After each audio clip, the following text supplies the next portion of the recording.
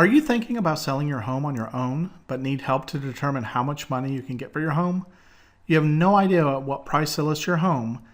Well, you're not alone. This is the second most common struggle with homeowners selling their home on their own, according to the 2013 Annual Realtor Survey. Hi, I'm Jake Posey with PrudentSeller.com. I specialize in helping homeowners sell their home on their own, gain the knowledge, lose the agent, and keep the commission. Today I'm going to help you create your very own Home Value Estimator System. Now, this is not a system where you just push a button and everything's going to magically appear for you. You're going to have to do a little bit of work to get here. You're going to have to do some research.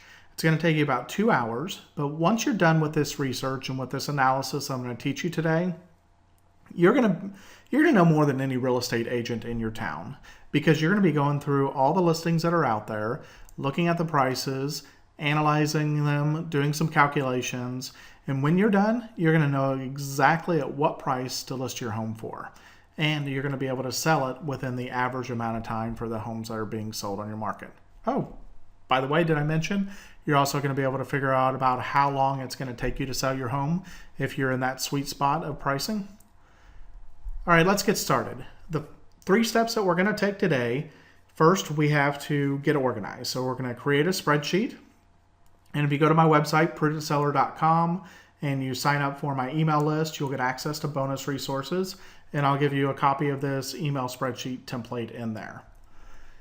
But I'll also show you how to create it here today on the video as well. Secondly, you're going to go out to Zillow and you're going to gather your data. And then third, you're going to organize the data and analyze it.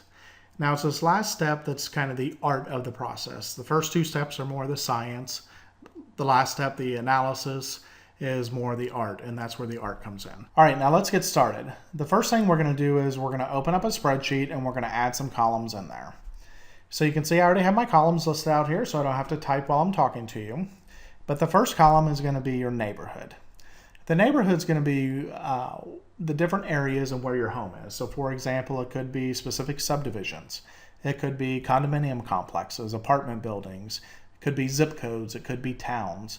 You know your area best, so identify the neighborhood according to your own needs. The next is going to be the address. Now, the address is simply that. It's going to be the street address. You can add the city, state, zip in there if you want as well. And that's going to tell you exactly where the home is. The third is going to be the link. Because we're gathering so much data, we want you to be able to go back to that Zillow listing if you ever need to. So you're going to put that link in here so you have easy access to it. Next is going to be the price. Now, the price is going to be either the price that the house is listed at, but we're also going to be looking at homes that have sold. So it could be the sell price for that home the last time that it sold if it's not currently on the market today. The date sold. If the house was previously sold and is not on the market today, you'll record the date sold. If it is for sale currently, you're going to leave this column blank. The date listed. This is when the house was listed for sale. Now, one of the things you want to keep in mind is some owners will put the listing out there, take it off, put the listing out there, take it off. So if they do that, within the same month or within the same short period of time, go ahead and go back to the furthest one.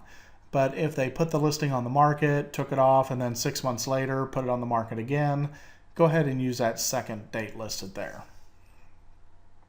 Square feet, that's going to be the square feet of the home that you're looking at. You're going to list the number of rooms or the number of bedrooms that the home has, and the number of bathrooms. The reason that we look at square feet, rooms, and bathrooms is these are the 3 primary features that people look at and compare when they're looking for homes. They say, I want a 3-bedroom, 2-bath house that has at least 2,000 square feet. The special column, and I'll make this a little bit wider here, the special column is any special features that could positively or negatively affect the price. For example, it has a pool, it has a 3-car garage, it has a guest house, it has a parking spot included with it. Or it could be something negative. So as far as negative factors, it could be a foreclosure, it could be a short sale. So it could have had termite damage, it could be sold as is.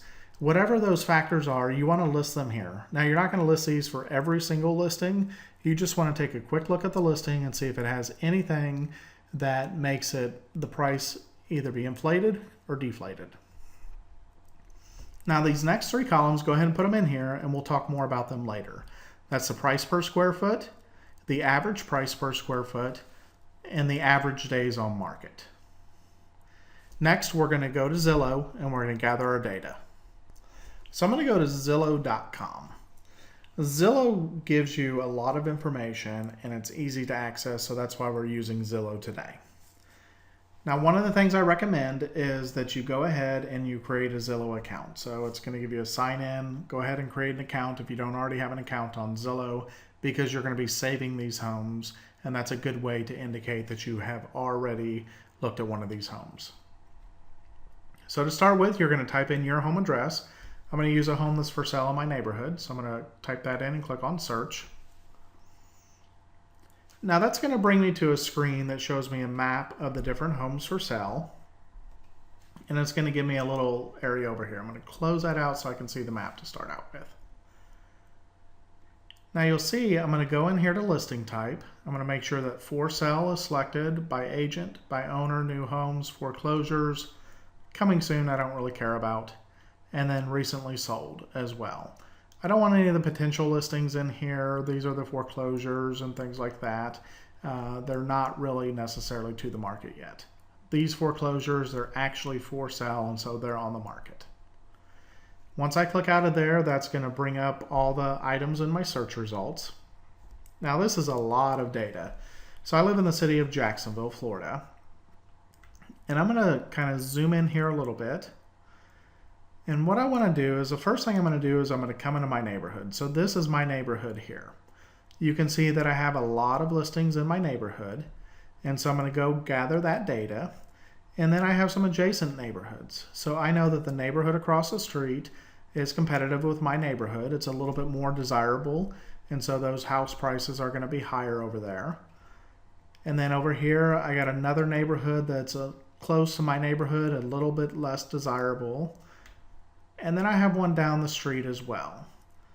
And so I'm going to be gathering information from all of these different neighborhoods.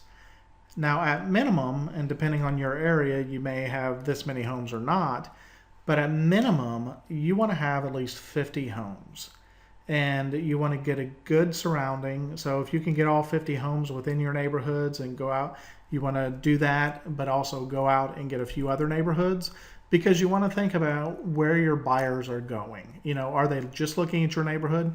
Probably not. Even though my wife and I really, really wanted to be in our neighborhood, we looked at some of the adjacent neighborhoods and we looked at some houses in there.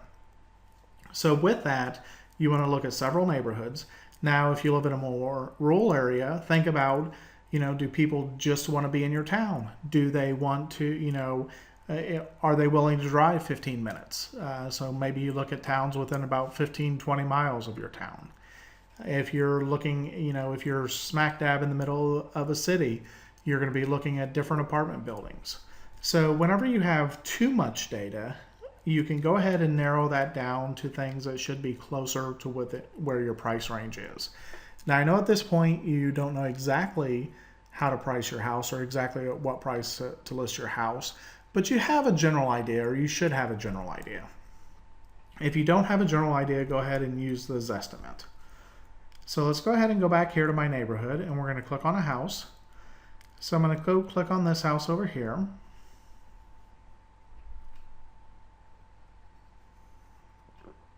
And we're going to start out here. So this house was recently sold. The yellows are recently sold. So the first thing I'm going to do is I'm going to go ahead and I'm going to highlight. I'm going to do a Control-C because I'm on a Mac or on a PC. You can right-click and copy as well. And then I'm going to go back over to here to my spreadsheet. And I'm going to put that in there. Now, one thing you'll notice here is I double-clicked in here. So if I don't double-click and I copy or paste that in there, it's going to be really big. So I double-clicked to get my cursor blinking in there and then pasted it. And this is Hampton Glen. So I'm going to type that in the neighborhood. Next, I'm going to go ahead and add my link in. So I'm going to copy that again, and I'm going to paste it. Control V is your paste. And next I'm going to go get the price. So I'm going to go ahead and scroll down here. I can use a scroll button over here. And this was sold for $392,000. So I'm going to go ahead and grab that. Put that in there. Now, if you don't have that sold price there, you can come all the way down here. And again, another reason to go ahead and get an account is they're going to give you more price history if you're logged into your account. So this tells me the price history. So this tells me the date that it was sold and the amount that it was sold for. So you can see that this was sold back in '99 for $234,000, and then it was sold in 2013 for $392,000. I'm going to need that date sold, so I'm going to go ahead and copy that and paste it over in my spreadsheet as well.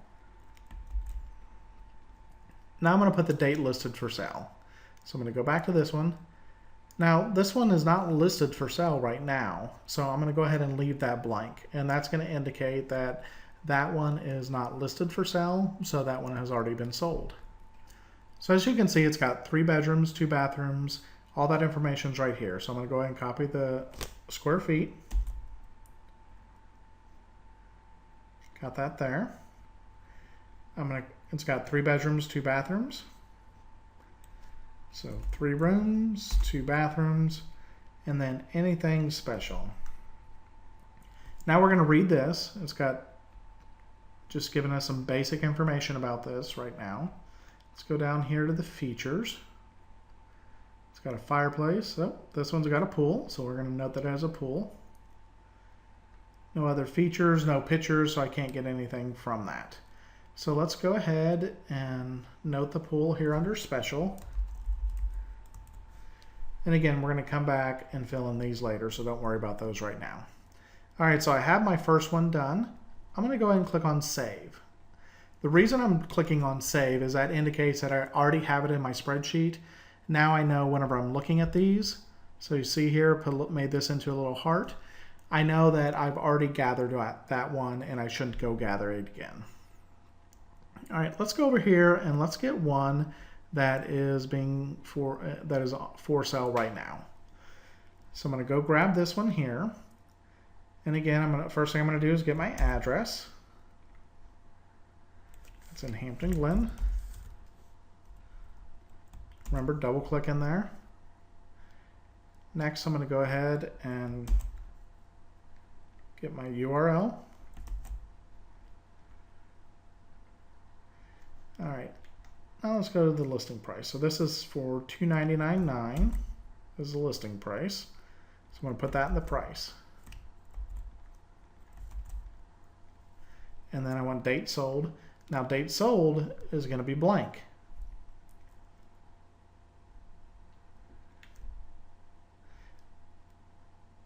So I can come down here. I can look at some price history as well. So I can see that this was listed. Let's see. So there's been some price changes. Again, I need to go back and get some more information. So this was listed for sale in 2011.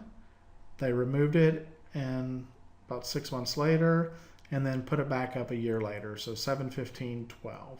So that's the date that I'm going to use for the listing.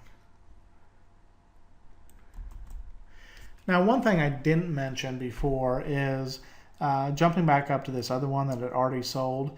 You actually want to get the date listed, so I apologize for that. You want to get the date listed here because you're going to use that to calculate the average days on market for the houses that have already sold. So we'll go back and grab that one in just a second. Let's continue to get this information. So I'm going to, okay, I have 2283 for square feet.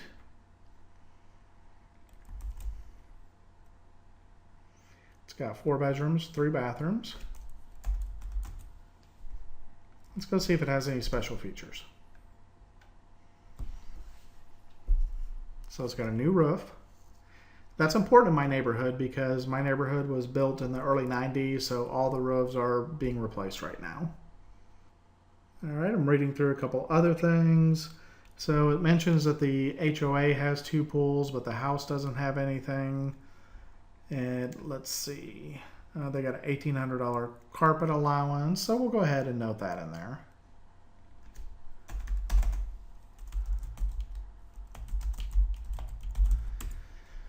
All right, now remember I said go ahead and grab your links in there in case you need to go back and grab anything. So I'm going to go back to that listing by just clicking on that link there. So that's going to take me back.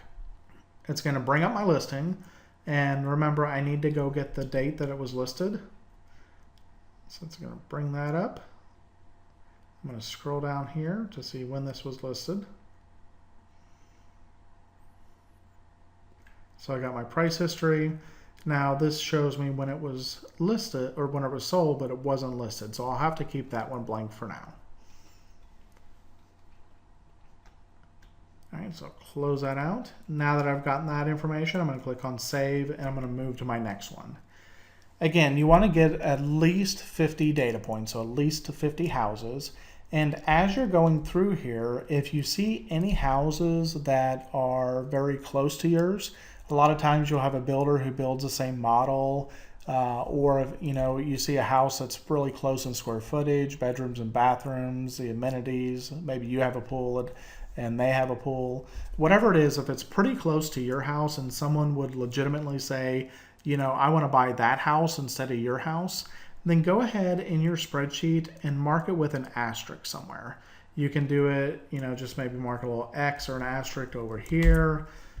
You can add it in front of the address here if you wanted. It doesn't matter, but you want to mark it somehow. You can also even highlight it because that's going to be what's known as a comp or a comparable house that's pretty close to yours. So we're going to want to pay special attention to those when we're doing our analysis. Now, once you get your data in here, again, at least 50 data points, I can't emphasize that enough. You need a lot of data. It's going to look something like this. You're going to have your neighborhoods, your addresses. I just copy and pasted a bunch of information for demonstration purposes today. But you're going to have your varying prices, varying dates sold, and everything. So the first thing we want to do is we want to go ahead and sort this data. So we're going to go over here to sort and filter, custom sort. We're going to click on date sold here. So we're going to choose date sold. Make sure that you have your My Data Has headers up here. And then you're going to click on add level. And then that's going to add another level here. In this case, I've already selected date listed. That's what you're going to do is select date listed. Leave values oldest to newest, values oldest to newest, and both of these. And then click on OK. Now when you do that, that is going to sort your data. And it's going to put the items that were sold first. And then once you reach the end of those, it's going to start listing the items by date listed. The reason that that is important is that's going to help you see trend lines in your data. So that's going to help you see how the price per square foot has changed over time, or the average days on market has changed over time. Now let's add in some of your calculations here. The first one we're going to do is price per square foot. This is pretty easy. It's your price divided by square feet. So your formula is equals D2 divided by G2, and then hit enter. And that tells me $138.15 a square foot. Now I'm going to go ahead and copy this all the way down.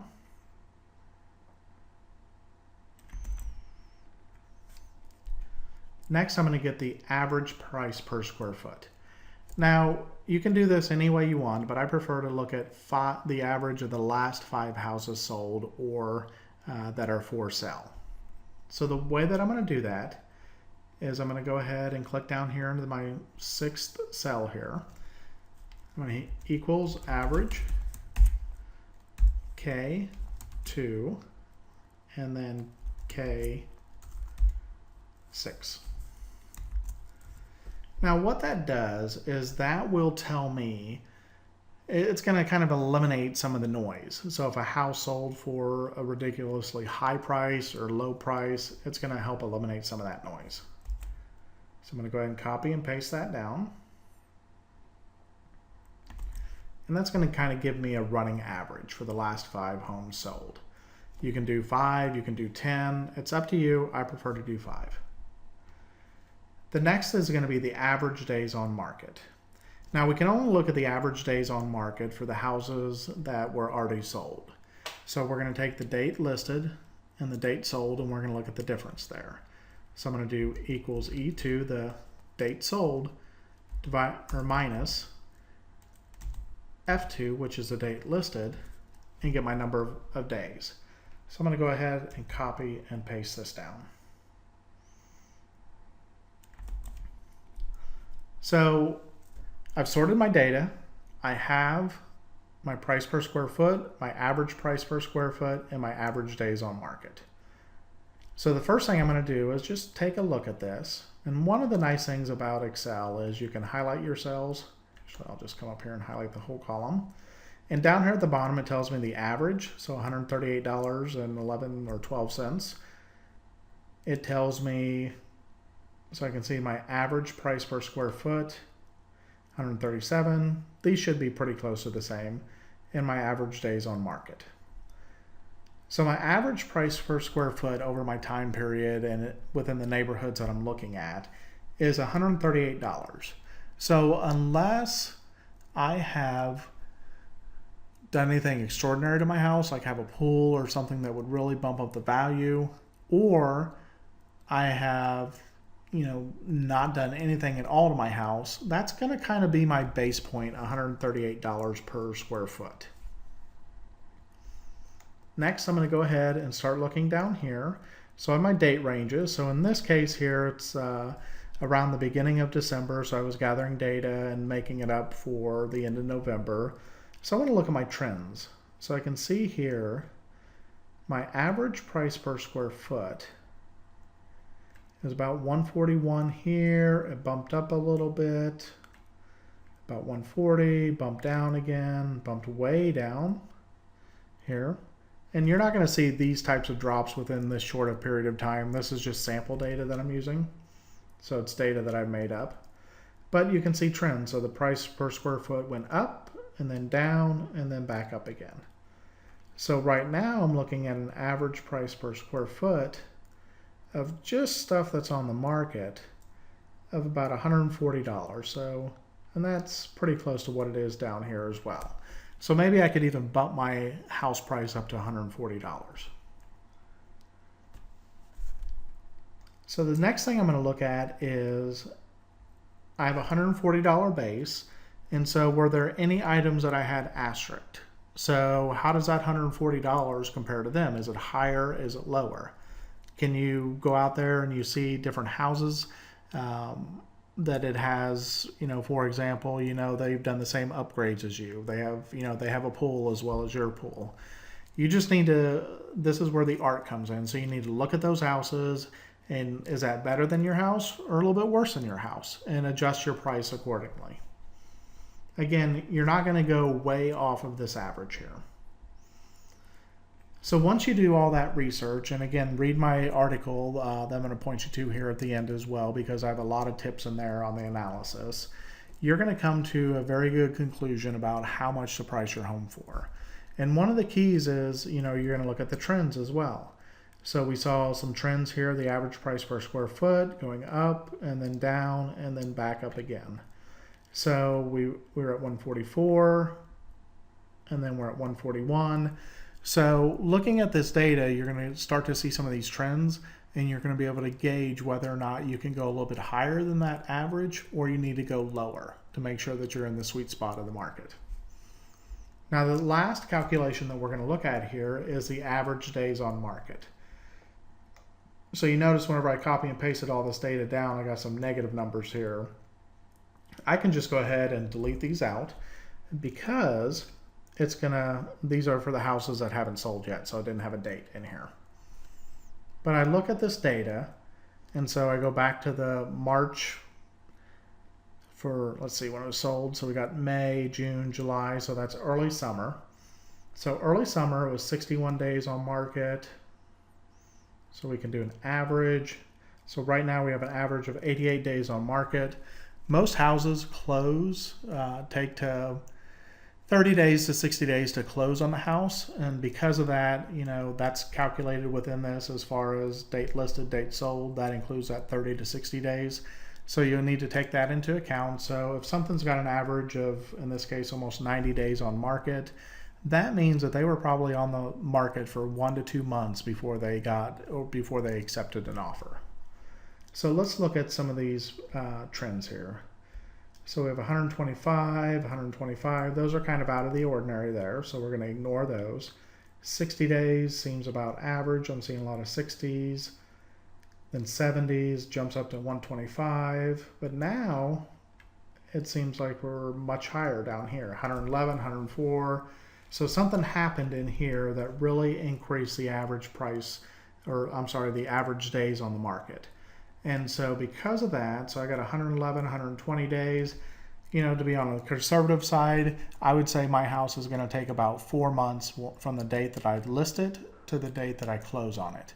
Now that's only if I have the house price within the sweet spot of the market, meaning that the price, you're looking at this data, you're taking into account all the other houses that are out there, and you're pricing your house competitively, then I can expect to have my house on the market for about 2 months before I get the offer that I'm going to accept. So I hope you enjoyed today's tutorial and learning how to figure out how to price your home for sale. Go to my website, prudentseller.com. If you go to prudentseller.com/pricing, that's going to take you automatically to the article, and I'll put a link at the end of the video here as well. But that's going to take you to the article that you can read all about this. You have a lot of screenshots in that article as well. And so you can come over here to my website. This is what the article looks like. So you have some screenshots in here that you can look at. Just click on the links to make those a little bit bigger. And within here, you also have where you can sign up for my newsletter. Whenever you sign up for my newsletter, don't forget that you're going to get access to all my bonus resources. So you can go grab this spreadsheet. You don't have to recreate it on your own. So again, I'm Jake Posey with prudentseller.com, and I want to thank you for joining me today, and I wish you the best of luck whenever you're selling your home on your own, and I hope you get full asking price.